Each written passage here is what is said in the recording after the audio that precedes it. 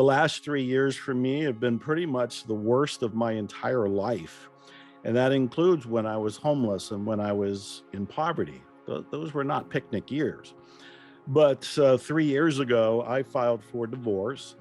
And because I knew that this would be a rocky road for my ex, I basically offered her everything and I would just walk away. That was not acceptable. And she turned it into a 2-year persecution of my life and business. That was agonizing beyond belief. During the same time, my father died, my best friend died, a family member attempted suicide.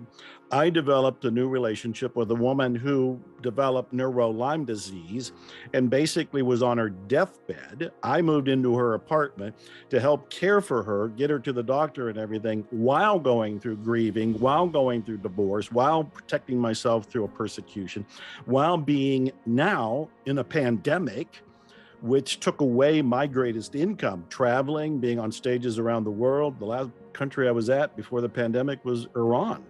I was going everywhere and getting paid very well to do it, all taken away. And of course, I know the law of attraction. I know how to set intentions. I was doing that.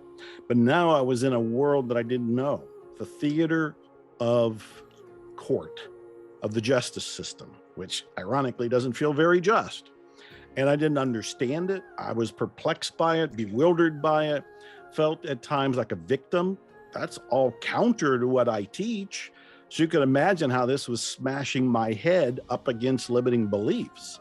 And yes, I'm doing Ho'oponopono virtually all the time, every day. And I know enough about Ho'oponopono to know the other things to do besides, I love you, I'm sorry, please forgive me, and thank you, the 4 basic phrases. And along the way, as I'm working on myself, and believe me, I'm asking for help. I'm calling the therapists, the counselors, the healers, my allies, my teams, anybody I think who could be in my corner. And at the same time, putting on a happy face for all the people who follow me on Facebook and Instagram.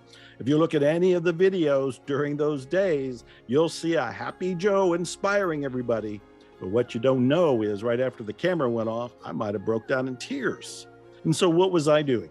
I turned to Stoicism.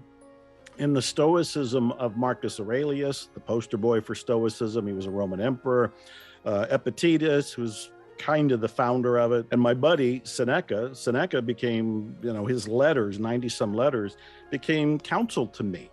And a lot of what Stoicism is kind of reminding yourself that this is life and you have the power to get through it.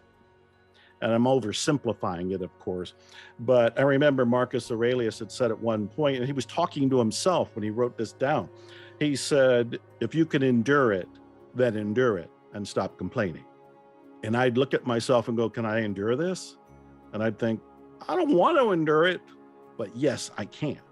Well, then if you can, buck up. And then I would do things like remind myself, and this became my little mantra, one day at a time, it's all fine. And then I'd remind myself of some of the very things that I've taught over the years, but now it's real.